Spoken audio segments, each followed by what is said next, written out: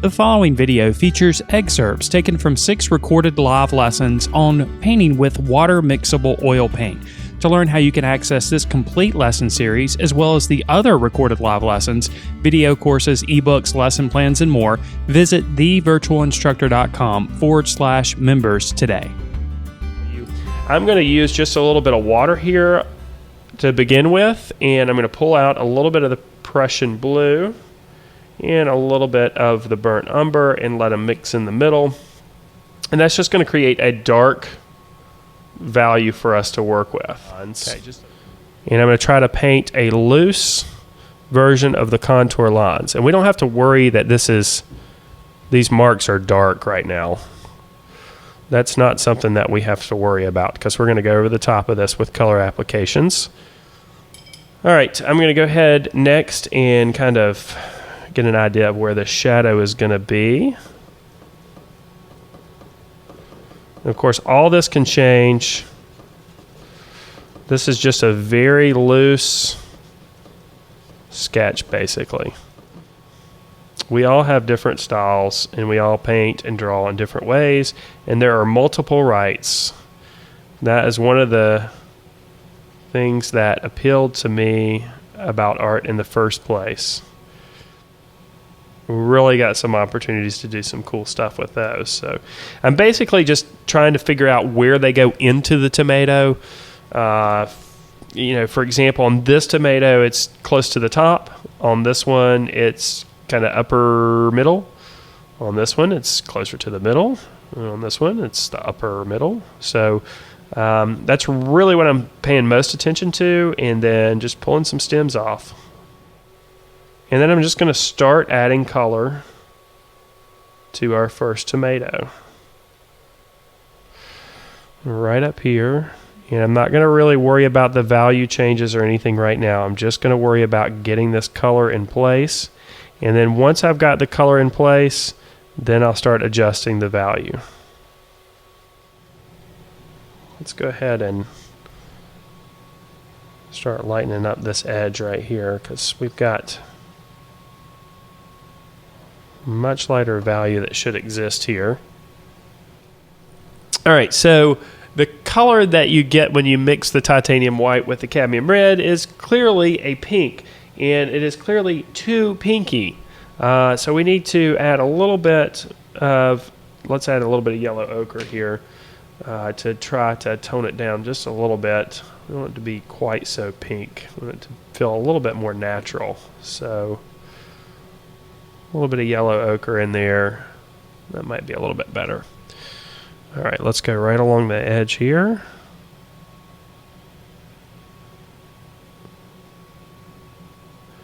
And start lightening that up. So as we're slowly building up these lighter values, it doesn't mean that we can't go back and push some of the darker values again. So we're likely going to have to do that. And speaking of other colors, I've mixed a bit of the Prussian blue and the burnt umber to create a darker value. And I've mixed that with a little bit of our red. And then I'm just trying to paint the shape of the shadow that I see. And I kind of started in the area where the shadow I feel like is pretty strong.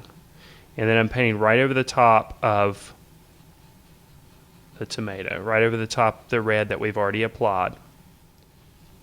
Now we're also kind of considering the brush strokes that we're making here too.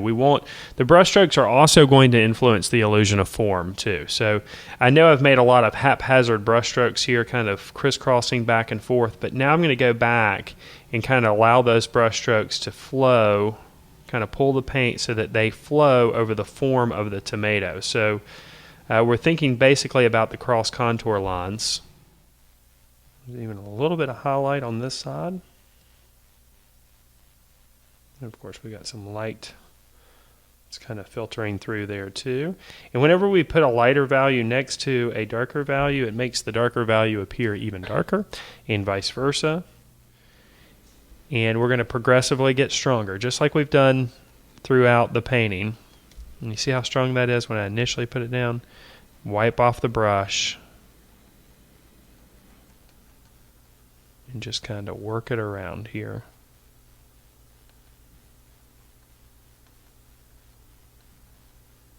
Allow some of that wet paint on the surface to mix in a little bit. And that's the great thing about oil paints. Once we've got some of the color on the surface, we can go back and just work it. And what's interesting, I don't know if you can tell this on the feed or not, but the reds that we have on here are fairly strong. It might be hard to see it on the feed and really tell how strong they are. Let me close the palette out for a second and see if that makes them appear a little bit stronger the way that I'm seeing them. But the reds on here are fairly strong, and as a result, the branches or the stem already is kind of getting a little bit of a green hue associated with it, even though there's no green on here at all, which is interesting. And color can kind of have that effect on you sometimes, and it feels like that's happening already, which is promising, which means that the greens that we put on here are really, really going to pop and really, really stand out. Now, I said it before during the series, but I'll say it again. And that is, remember why you are doing this. Why you are doing it. Don't get so caught up in trying to make it look too perfect. With every stroke that you make, it doesn't have to be perfect. We're going to continue to alter this as we go. So the most important thing to keep in mind is to have fun. This is supposed to be fun. This should be somewhat of a relaxing endeavor. You know, you might notice I'm kind of going outside of the edges of the tomato. I'm not really worried about the edges at this point. We're going to clean those up when we do some work to the background and, of course, the areas of cast shadow. All right, so I got quite a bit of titanium white here on the brush, and just a touch of the yellow ochre here with the red, and this might be a little bit too strong there, so I'll wipe a little bit off. I want to gradually build up this highlighted area around the side. I don't want to make it too strong because it's not too strong. And now this is cadmium red with just a touch of the yellow ochre. And we can go ahead and this is just a light application. We're just getting some color in place. And what will happen is you'll find that your perception of the colors that you have on the surface might change a little bit. And you might see as I get close to the edge, I'm kind of taking the brush and kind of working the fibers of the brush into the edge. That's almost scrubbing it. That's a really easy way to kind of create an edge. All right, now let's go back over here and we'll just start filling in the shadow here with this color.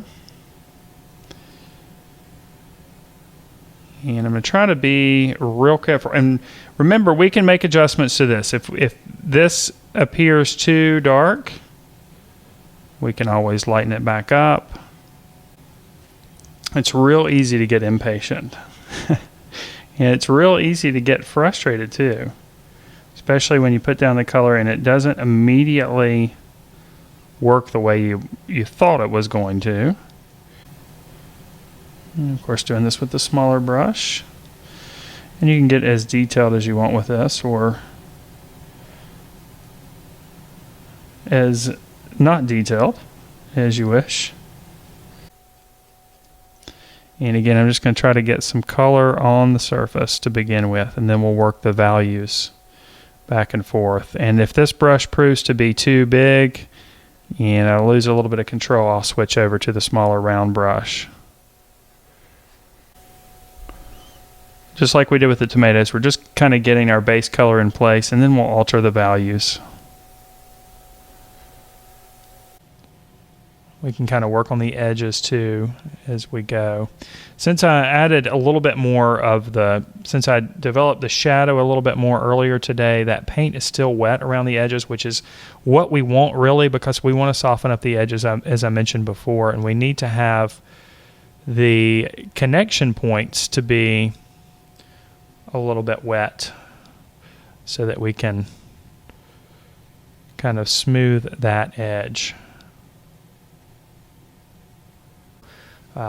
Color here closer to the center. You can see right underneath the stem here, it's a lot warmer and a lot lighter in value.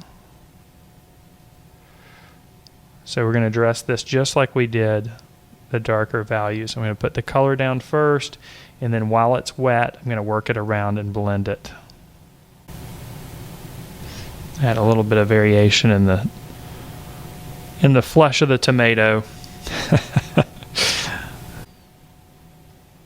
All right, I'm going to grab a little bit more of the alizarin crimson here, and I'm just going to pull a little bit of it over here to make that shadow shape right up here a little bit stronger. We'll refine it with a darker mixture in just a moment, and let's create the impression of a little bit of an imperfection here. And then of course, every time that we make marks on the surface, not every second, but every few minutes we make a mark or a series of marks, we should look at it in totality and compare it with what we've got already in place, and just make sure that it makes sense. Make sure that the highlights are consistent. Make sure that the shape of the tomato is consistent with the other ones, and the shadows and the positions of the highlights and the shadows are consistent with everything else. And you should be doing that constantly throughout your painting. We're not going to worry about the lighter values and midtones right yet. We're going to come back and address those in a moment. We're kind of starting with the darker values, and then we're going to work our way to the lighter values. And I'm purposely covering more area with the darker shadow than we actually need, because I'm going to go back with the lighter values in a minute. So remember, this is going to be kind of our middle value. We're going to go back with a lighter value in just a minute. So if you're looking at this and saying, well, that's not light enough, that's good. You're right. It's not light enough. Again, we're just kind of making a pass with the midtones. And it may still look pretty dark overall, but in just a minute we'll be able to go back and really push some of those lighter values, and things should really start to pop at that point. Just creating a little bit of a transition there. And then we'll go back and continue lightening up. That's hard to say. The areas where light is hitting the stems and things, I'll just call them the end things. And of course, you can make whatever kind of brush strokes you want. If you want to scrub them on, you can do that. But sometimes you get a little bit of a better stroke if you try to make it one deliberate. But like I said, at some point you have to say, okay, we are done. And you know what?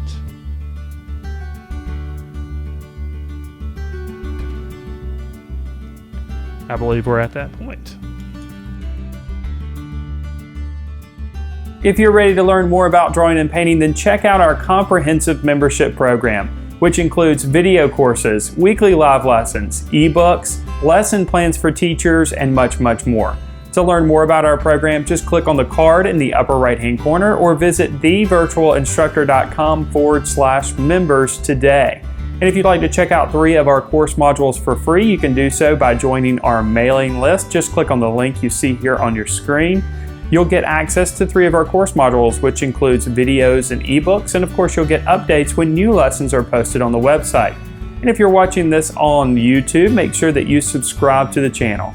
Thank you so much for watching.